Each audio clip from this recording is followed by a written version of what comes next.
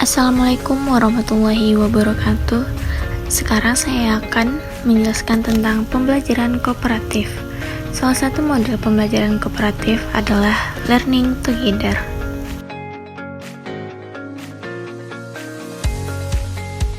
Pembelajaran kooperatif adalah pendekatan pendidikan yang menekankan kerjasama antara siswa dalam kelompok kecil untuk mencapai tujuan belajar bersama.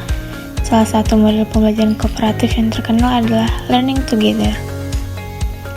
Learning together adalah model pembelajaran yang melibatkan siswa, di mana dibagi dalam kelompok yang terdiri atas 4 atau 5 siswa dengan latar belakang berbeda mengerjakan lembar tugas. Berikut langkah-langkah learning together. Yang pertama, guru menyajikan pelajaran dan membentuk kelompok yang anggotanya 4 sampai dengan 5 orang secara heterogen atau campuran menurut prestasi, jenis kelamin, suku, dan lain-lain. Yang kedua, masing-masing anggota kelompok menerima tugas dan bekerja sesuai dengan tanggung jawabnya untuk mencapai tujuan bersama.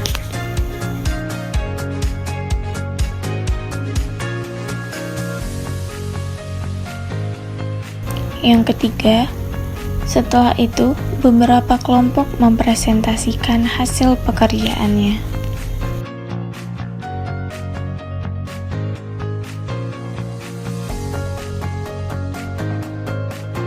Dan yang terakhir, guru memberikan penghargaan kepada kelompok atas hasil kerjanya. Baiklah, itulah penjelasan apa itu learning together dan langkah-langkahnya. Selanjutnya kita akan memasuki ke langkah-langkah model pembelajaran learning together secara nyata. Selamat menyaksikan.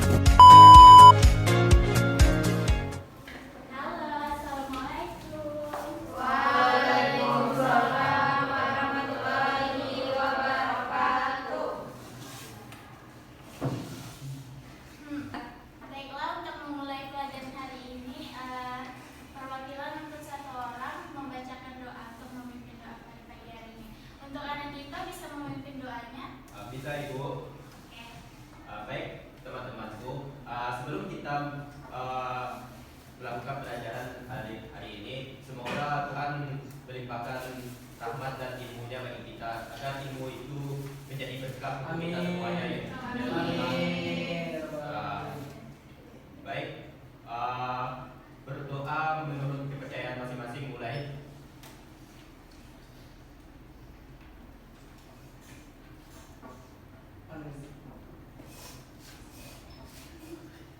Selesai, teman-teman.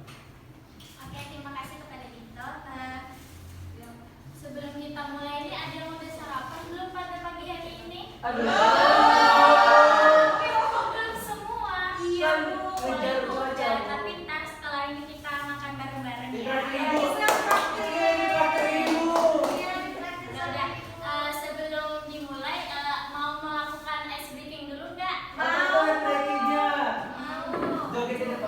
Nggak, semuanya tolong berdiri ya. Baik, Bu.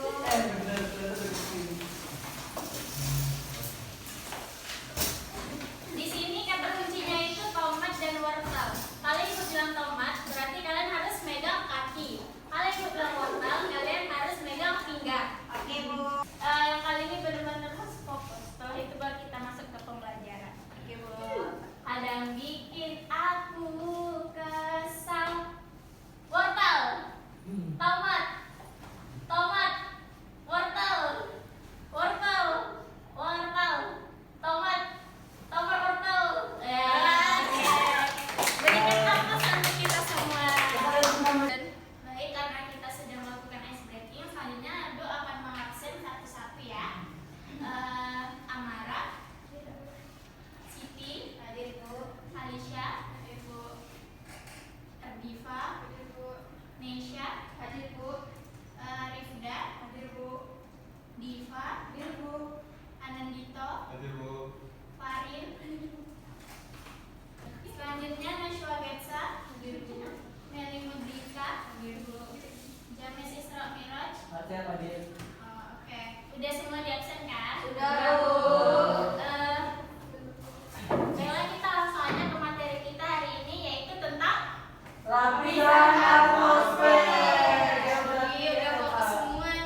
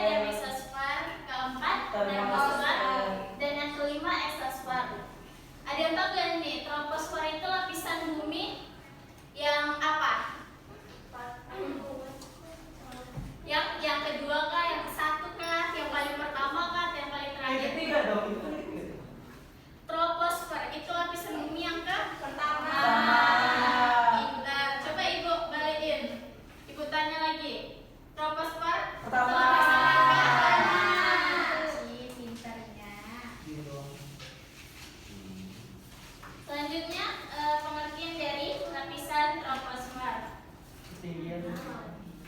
Sabar dek, cut dulu dek. Aduh. Yang pertama adalah lapisan troposfer. Lapisan troposfer ini merupakan tempat terjadinya dinamika iklim. Karakteristiknya itu yang pertama terjadinya gejala cuaca di lapisan troposfer ini atau pembentukan awan dan hujan. Ketinggian dari troposfer mencapai 12 km dari permukaan bumi. Di sini itu sebagai tempat berbagai fenomena cuaca di permukaan bumi. Terjadinya hujan tuh ada di sini ya, hujan, badai dan lainnya. Selanjutnya yang kedua lapisan stratosfer. Ketinggiannya itu mencapai 12 sampai dengan 60 km. Tempat yang tenang untuk pesawat. Nah, pesawat itu biasanya berterbangan di sini di lapisan stratosfer. Lapisan stratosfer itu lapisan kedua. Pintar. Lapisan ini terhubung dengan lapisan ozon, berfungsi untuk melindungi sinar UV matahari ke permukaan bumi. Semakin naiknya ketinggian maka semakin tinggi tingkat suhu di lapisan ini ya. Yang ketiga itu lapisan mesosfer. Ketinggiannya mencapai 60 sampai dengan 80 km.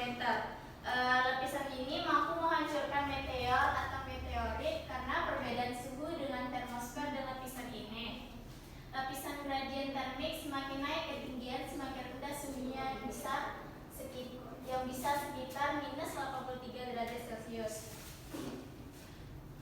Oh iya, di lapisan ketiga ini juga disitulah pelindung kita dari pelindung bumi itu dari meteor tersebut. Paham kan? Pelindung dari meteor. Jadi meteor itu nggak langsung jatuh ke bumi, ada pelindungnya. Terus terbakar di lapisan mesosfer.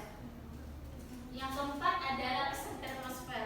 Ketinggiannya sekitar 80 sampai dengan 400 km. Itu lumayan jauh ya. Yang terjadi di dalam lapisan ini ada proses ionisasi, pertemuan molekul menjadi ion apabila ditambahkan atau dikurangi dengan partikel bermuatan negatif. Proses ionisasi ini mempengaruhi lapisannya menjadi terpanas, menjadi 2000 derajat Celcius. Ionisasi juga membentuk aurora yang terjadi di permukaan bumi bagian kutub. Jadi terbentuknya aurora itu ada di lapisan keempat, yaitu lapisan termosfer. Yang terakhir itu lapisan terluar dari semua lapisan, yaitu lapisan exosfer. Ketinggiannya mencapai 400 sampai dengan 1000 km, mengandung gas atmosfer yang sangat sedikit. Terus di sini gaya gravitasinya sangat sedikit ya, terus kecil, mampu merefleksikan cahaya matahari menjadi cahaya zodiak. Oke, selesai. Gak ada sesi kerja sih. Oke, itulah materi dari Ibu. Materi kita untuk hari ini juga. Selanjutnya Ibu mau kalian membagikan 3 kelompok, menjadi terbagi 3 kelompok. Sini Ibu akan ngasih kertas. Di kertas ini ada soal dan jawaban juga. Ada yang mendatar dan ada yang menurun. Jadi nanti jangan lupa diisi setiap kelompoknya ya. Ya, Bu. Baik, Bu. Ini untuk kelompok 1, kelompok James.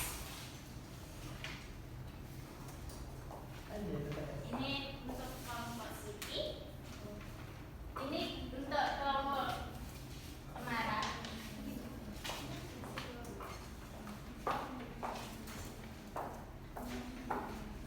Setiap kelompok harus ini ya, kerjasama masing-masing untuk cari jawabannya biar kalian semua itu paham.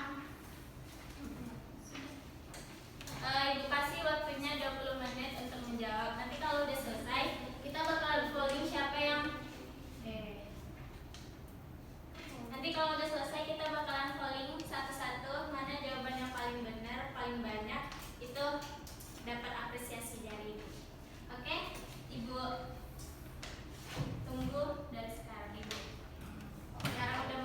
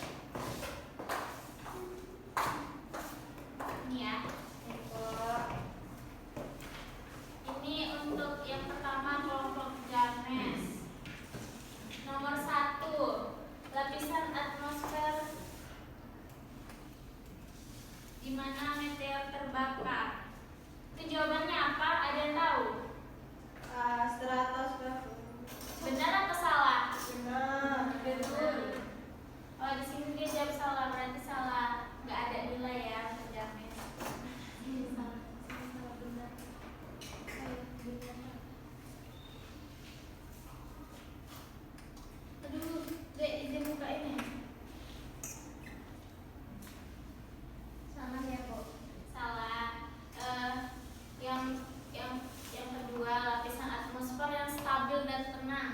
Ajang